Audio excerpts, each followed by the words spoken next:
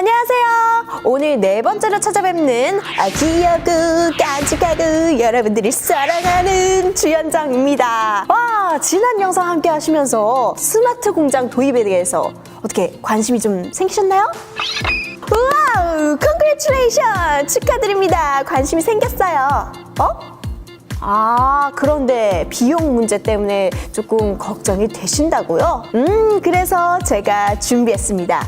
실제로 도입 비용을 지원받기 위해서 정부 시책이 어떤 것이 있는지, 또 지원 절차는 어떻게 진행되는지 제가 오늘 친절하게 알려드리려고 해요. 자, 오늘도 잘 따라올 준비 되셨죠? 오늘 제가 여러분들께 소개할 스마트 공장 지원 시책은요, 중소기업 중앙회와 중소벤처기업부, 삼성전자가 공동으로 지원하는 이른바 대중소 상생형 스마트 공장 구축 지원 사업입니다. 상생형 스마트 공장 지원 사업의 총 예산은요, 무려 1,000억 원입니다.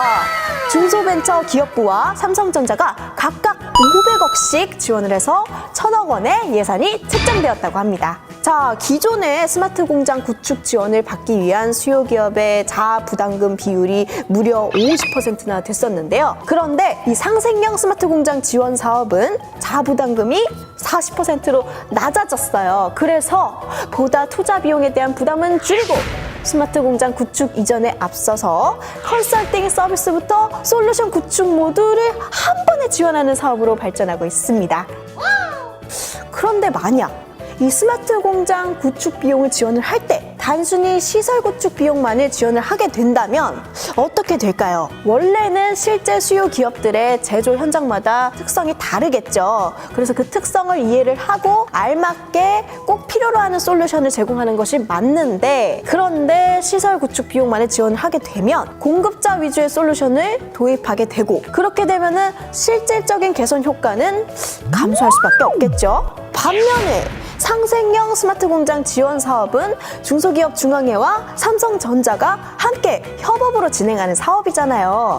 삼성전자가 쌓아온 수십 년간의 제조 혁신 노하우, 이 노하우는 며느리도 안 알려주는 거거든요.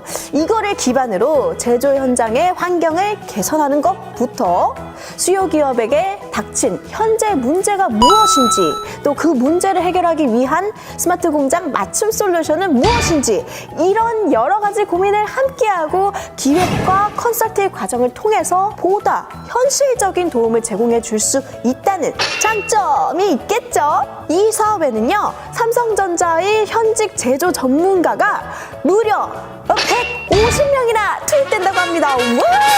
뿐만 아니라 중소기업 중앙회와 삼성전자로부터 사후에도 판로 지원, 인적 지원, 기술 지원 등 다각도의 지원을 받을 수가 있다고 합니다. 그야말로 완벽한 지원 사업이라고 할 수 있겠죠?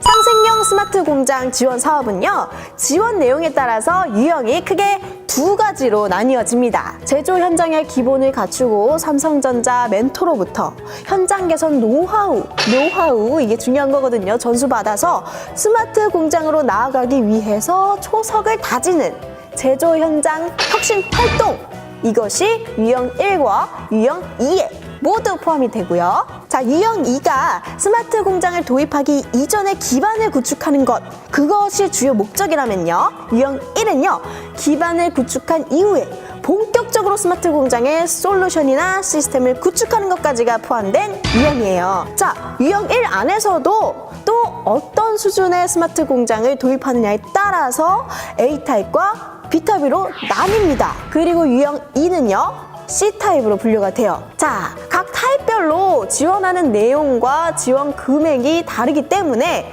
도입을 희망하는 업체가 있다면 이 원하는 수준을 잘 알아보고 지원을 하는 게 좋겠죠?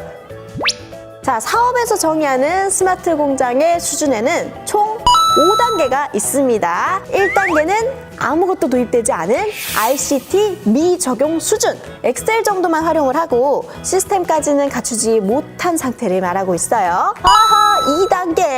2단계는 기초 수준, 생산 실적에 대한 정보가 자동 집계됨에 따라서 자재 흐름이 실시간으로 파악이 되고요. 설계, 영업, 재고, 회계 등 각 부분별로 관리 시스템을 운영하는 정도를 말하는 겁니다. 3단계는 중간 수준 1, 설비 정보가 자동 집계가 돼서 실시간으로 공장 운영을 모니터링을 하고 품질 분석이 되면서 분야별 관리 시스템 간의 부분적인 연결이 되는 단계예요. 자, 4단계 중간 수준 2. 관리 시스템을 통해서 설비가 자동 제어가 됩니다. 그래서 실시간으로 생산이 최적화되는 단계죠. 분야별 관리 시스템이 실시간 연동됩니다. 자, 여기까지도 이렇게 똑똑한데 마지막 5단계 설명해 드릴게요. 이것은 스마트 공장이 지향하는 고도화 수준, 최고의 수준. 설비, 자재, 시스템 등 공장의 모든 요소가 유무선 네트워크로 연결이 돼서 사이버 물리 시스템을 구성하는 거죠. 그리고 스스로 판단해요. 정말 똑똑한 인공지능을 통해서 전 제조 과정이 통합되고 자율적으로 공장이 운영되는 수준이 마지막 단계, 최종 단계인 5단계입니다. 자, 유형 1에서의 지원 내용을 설명을 드릴게요. 자, 제조 현장 혁신을 시작으로 앞선 영상에서 알아봤던 것들이 있죠.